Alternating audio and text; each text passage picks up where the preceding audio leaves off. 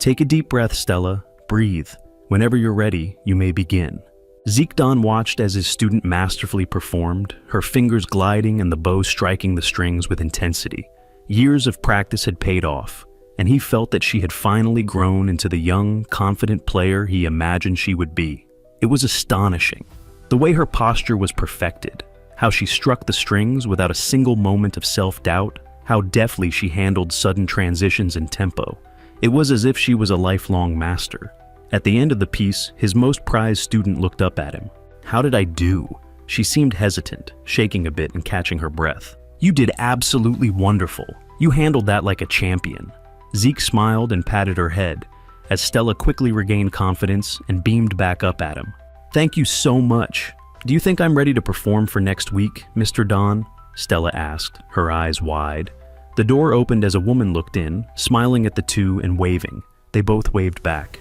"You're more than ready. I'd keep practicing. Next week is our last lesson before the competition. Be sure to meet me at your school the next day so I can wish you good luck, okay?" Stella nodded as she started to pack up to leave. The woman walked over to them, situating herself near her daughter and waiting. "Same amount as usual?" she asked. "Yep, though just for you, Mary. I'll let you pay half at $45, Zeke confidently quipped, a sly smile growing on his face. A few seconds of silence hung between them before Mary handed him $90. His smile dropped for a bit as he took the money and stuffed it in his pockets. "Are you still all right with getting dinner tonight? It's not often I'm able to have a free night with you." The look she gave him made his smile drop. Mary moved much closer to Zeke, dropping her voice down to a whisper. "Not here, Zeke. We've had this talk before. At least one last date tonight? It would be nice to go out on amicable terms, right?" A bit more silence before Mary backed up a bit and sighed. "Sure, Harry and Mason's?" "Yes, ma'am." "But this is it!" she exclaimed sternly before heading by the door where Stella had headed. She waved to Zeke, smiling. "See you next week, Mr. Don," Stella yelled as Zeke smiled and waved back. "See you next week," Zeke replied, as he immediately started to cut off all emotional ties. The lights flashed on when D-7294 entered the testing area, and he covered his eyes to shield them from most of the brightness. It was a sensation he could never get used to in testing, and it was easily the worst part of any day. The intercom switched on, with that horrendous buzzing noise adding to the displeasure. Test number 14, subject D-7294. Date is September 23, 2013. Researcher Tyler Jensen and Dr. Tyrone Hardy, observing. D-7294. Please have a seat in the chair directly in front of the mannequin, SCP-847, and converse with it. You may also lightly interact with it. Do not damage the item. Testing shall last no longer than 20 minutes. Testing begins now. The intercom switched off, and D-7294 took a good look at the object in the room. The mannequin, it looked decrepit, worn down, horrendous.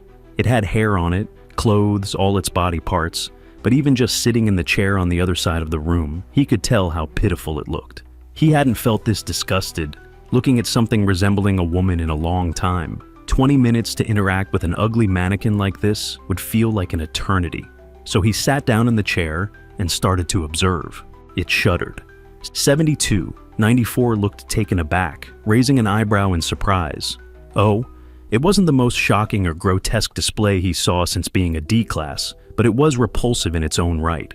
As he watched, it made small sudden adjustments to its position and suggestive moaning noises. It looked like a puppet being pulled on its strings. He could only watch in fascination as it kept doing this, as if it was inviting him, wanting him to play. He looked her over, the length of her body, the unmoving, as far as he could tell, lips, the parts of the body so obviously meant for him to observe. 10 minutes passed like this, and the intercom buzzed. D-7294, if you refuse to participate in testing. "I'm watching," he interrupted sharply. "Carry on then." It was then that the mannequin stood up, gasping and leaning in his direction, and he felt his heart soar. Harry and Mason's was bustling with activity that summer night, as waiters and waitresses scrambled to serve the tourists eating there, and bartenders went to satiate the rush of patrons grabbing a drink. Mary was staring down at her plate, eating as Zeke looked at her face, attempting to study her and break the ice between them. Aside from placing their order, they had not spoken once since being sat. "So, Mary," she didn't respond. Though her eyes looked up for a second to glance at him, she made no effort to give further attention. "Look, I know you don't want to keep dating me, but don't I at least deserve some more time to teach your daughter? Stella is a very lovely student, and with more practice under her belt, she could do more than win boring school competitions." "How old is she, Zeke?"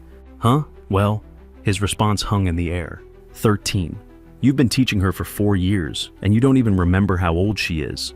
"Well, age isn't important when you're training to become a world-class musician." Mary looked even less amused. "For fuck's sake, you don't think anything else of her. I've never been anything to you either, except for some object of worth." Though she kept her voice down while arguing, her mannerisms started to draw attention to the two of them. For the first time in years, he felt slightly put off. After a minute of silence, Mary spoke up again. "We're moving after her competition, and I'm making sure you don't ever come near us again." More silence passed, and Zeke poked at his food, looking up every once in a while to see if anyone was still paying attention to the both of them. Each second passed by seemed a month's worth. A waiter came by and collected Mary's plate as she finished up her meal. "I'll see you next week then?" Mary didn't respond as she grabbed her purse and walked outside back to her car. Zeke sighed as he started to eat his food. The way the mannequin headed over to where 7294 was sitting was erratic, its movements making little sense for what it tried to do.